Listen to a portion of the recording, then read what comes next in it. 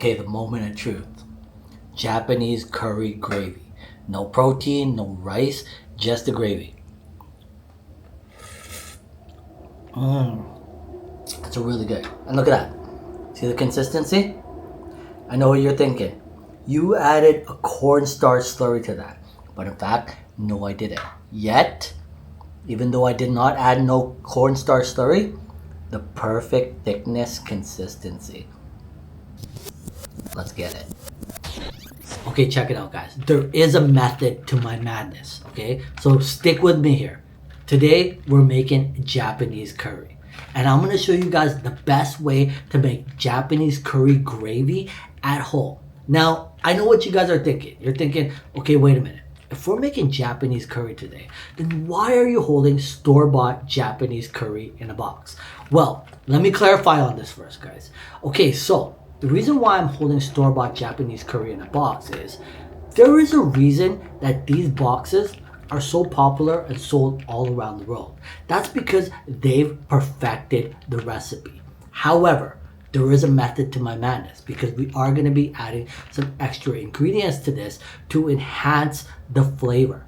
Now, when I say enhance the flavor, you might be thinking, wait a minute. You just told me that they perfected the recipe and the spices are already perfect. So why are you going to enhance the flavor? Are you going to add more spices, add more garlic, ginger, or whatever have you, curry powder?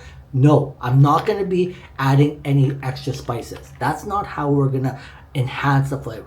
But there is a method to my madness, guys. So when you look at the box, you're thinking, okay, well, when we look at the box, I can see already what ingredients you might be using. Maybe some meat, potatoes, carrots, what have you, right? However, these ingredients right here, if in fact you want to use meat or not, but focusing on the carrots and potatoes and maybe onions, these are not powerful ingredients. These are not powerful ingredients like extra spices, like garlic, like ginger. But however, although these ingredients like potatoes and carrots are not powerful ingredients, they do enhance the flavor. Yes, they do. They're not just fillers to add extra carbohydrates or proteins to your dish. They actually do enhance the flavor. And there is a method to my madness, and I'm going to show you guys how to get the perfect, the best tasting Japanese curry from the store-bought box in today's video. Let's get it. Okay, so let's start with our ingredients. So I've got some potatoes, I got some carrots, I got some onions, we've got our Japanese curry in a box, and we've got some water. I've also got some oil in my pot or my pan right here heating up, and that's already nice and hot. So what I'm gonna do now is I'm gonna throw my onions into my pot right here. I'm gonna get those onions cooked down. We're gonna sweat these onions down.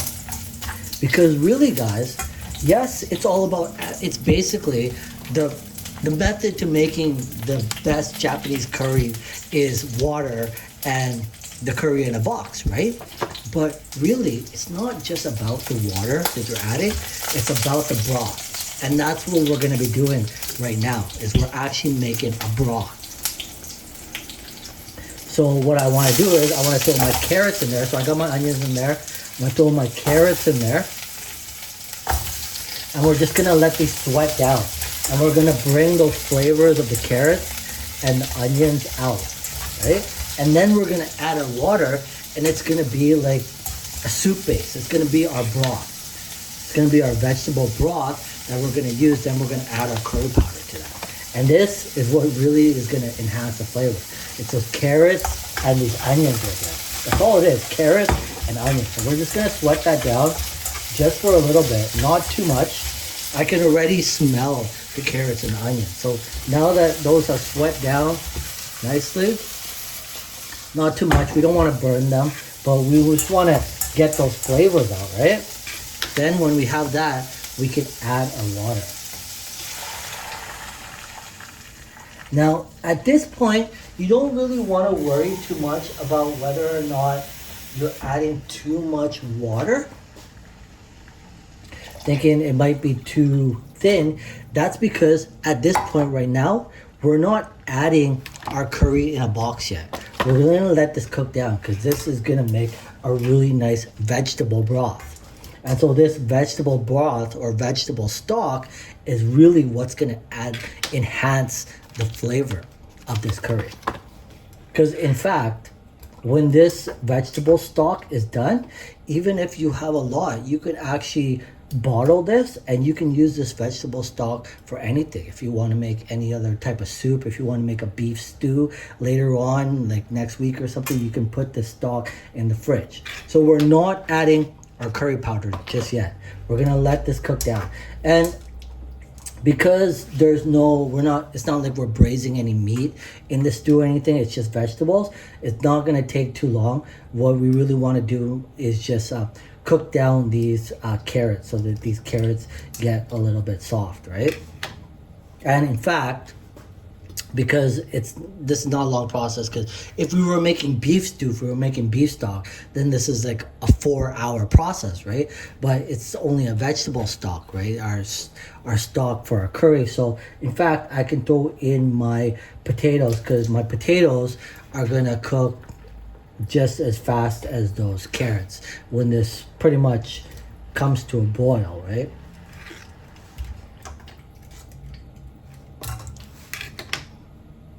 Okay, check it out. So at this point, my carrots and my potatoes are cooked.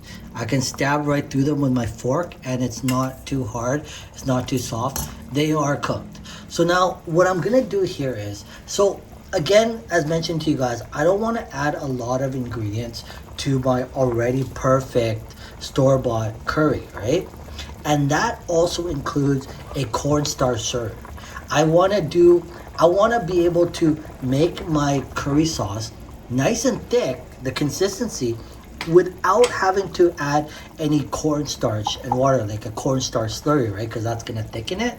So if I can make this perfect without having to thicken it and the sauce still be thick, then I've got the perfect sauce. So what I want to do right now is because I don't want to add my curry powder to this, because that might be too much water and then it's going to be a really runny curry, right? What I'm going to do is I'm actually going to take some of my broth now. I'm going to take my broth and I'm going to actually pour my broth into my measuring cup here. So I'm going to pour some of this broth out. I'll take it out. Yeah, I know I could use a strainer, but I don't actually have one. As you guys know, I just moved into this place, right? So I'm doing the best I can with the equipment I got. So as you guys can see here now,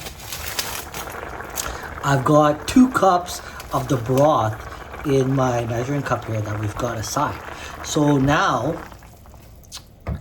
and that should be good because it does look like there's a lot of water in there right now, but that's because of the potatoes and the carrots. So that isn't actually a lot of water. So what I'm going to do is I'm just going to put that back down. And now at this point, I can add my curry. And so here's the thing. If you're a little bit scared, you still think that maybe that might be a little bit too watery, we can take a little bit more out, right?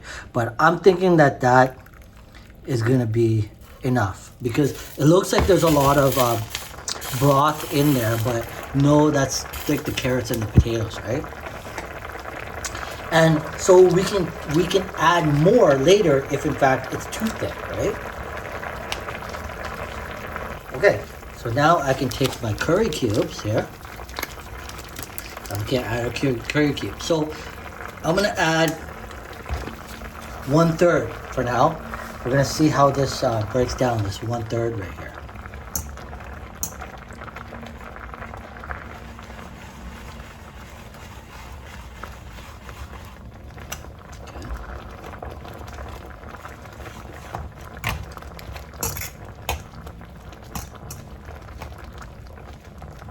Now I'm thinking I can actually add a little bit more in here because I am gonna add the rest of this broth here, but I just don't want this to be too thin. So I want to add water as we go.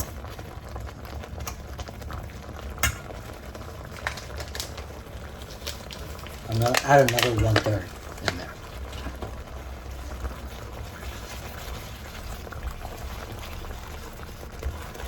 And already I can see like the thickness is nice. So I actually can add some more of this broth in here. So the method is not to add too much, right? Just enough, because you want your sauce to be thick, but you don't want it to be too thick. Adding the cornstarch slurry is adding gravy, is adding extra ingredients that are actually taking away from the flavor that is already perfect with this Japanese curry gravy, right? I think I can add a little bit more broth. And as mentioned, this broth now is a really good vegetable broth that you can use for just about anything.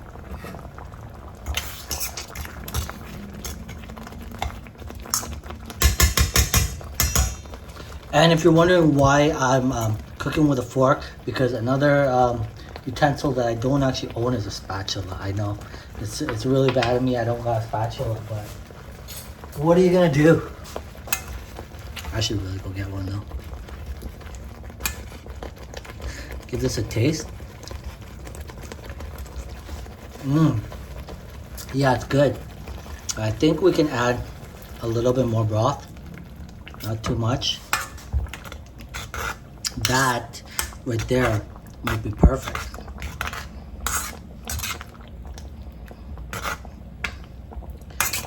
All right, there it is, guys. Yo, look at that. Look at the consistency. And I know you guys really want to see me get down and throw down on this Japanese curry right here with some rice and maybe some beans and some tofu. Yeah, beans and tofu. That's the reason why I wanted to make my own Japanese curry today, is because I've been trying to eat a little bit healthy and not eat too much. I'm not quitting meat altogether, but just not every day. Gotta add some, healthy proteins to my diet, like tofu and beans once in a while. So I was like, you know what? I'm gonna make my own Japanese curry instead of buying some from some random restaurant, so that it can be vegetarian.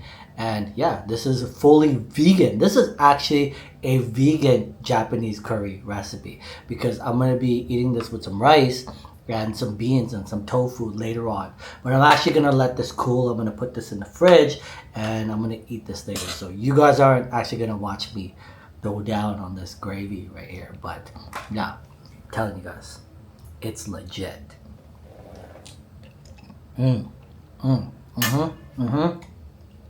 Catch you in the next one.